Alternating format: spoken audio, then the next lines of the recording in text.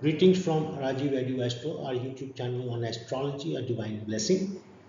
इस वीडियो में astro lesson 8 में नवा वीडियो जिसमें हम केतु मेष लग्न में सभी भावों में क्या रिजल्ट देता है। केतु ड्रैगन्स टेल बोलते हैं इसे। मेष लग्न में यदि पहले भाव में है केतु, किसका रिजल्ट देता है? मंगल का। जैसे राहु शनि का, केतु मंगल का। और यहाँ भी व्यक्ति वीक होगा, कमज़ोर, रेस्टलेस होगा, चिंताओं से ग्रस्त, लेकिन एंड्योरिंग, उसके अंदर बहुत परसिवरेंस और पेशेंस होगी। अड़ियल होगा, कॉन्फिडेंस में उसके कमी होगी। यदि राहु दूसरे भाव में है, टॉरस, वृष का भाव है ये, और इसका रूलर शुक्र होता है। और यदि यहाँ केतु होगा, वेल्थ लॉस और अनहैप्पी रहता है, खुशियाँ मुश्किल से मिलती हैं। राहु वैसे भी हम जानते हैं कि अलगाववादी प्लैनेट है, और जहाँ बैठेगा वहाँ पे उसको लॉस झेलना पड़ा। सिबलिंग बॉन्ड, तीसरा भाव मेष लग्न के लिए बुध का भाव है। यहाँ पर अपने छोटे भाई बहनों से भी अलगाव हो जाता है। इसका कमज़ोर होता है कद काठी से, लेकिन उसके अंदर कॉन्फिडेंस होता है अपना, क्योंकि ये पराक्रम का भाव है। और सेल्फिश होता है, अपना उल्लू सीधा करने में रहता है जीवन में, बिना लगाव के। चौथा भाव कर्क का, चंद्रमा इसका लॉर्ड है, और यहाँ अगर केतु है तो परिवार से अलगाव हो जाता है इसको, क्योंकि ये परिवार का, कंफर्ट्स का, माँ का अफेक्शन भी उसे कम मिलता है। प्रॉपर्टी का भी भाव है, प्रॉपर्टी में भी लॉस होता है, और हमेशा इम्पेशेंट, चिंता में बना रहता है।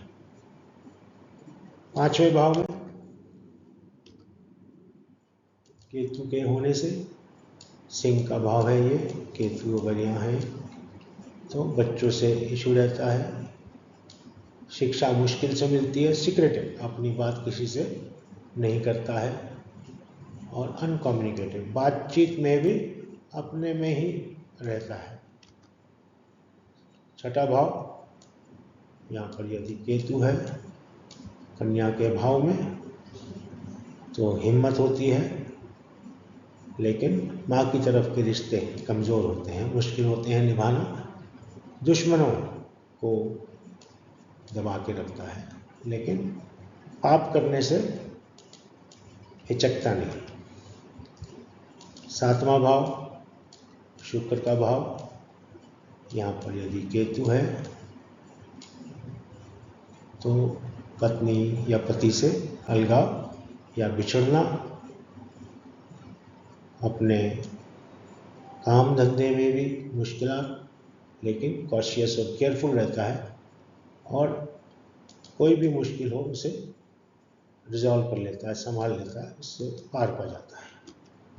आठवां भाव मंगल का है, और केतु यदि यहाँ है तो उसकी बैकबोन, पीठ कमज़ोर होती है, और एब्डोमेन, तो ये भाव एब्डोमेन का भी है, आपके जो रिप्रोडक्टिव ऑर्गन्स का भी है, लेकिन खूब उसके अंदर गुमान होता है अपने ऊपर, प्राइड होती है, हार्ड वर्किंग होता है, सफलता भी पाता है, और फेम भी मिलता है, क्योंकि अष्टम भाव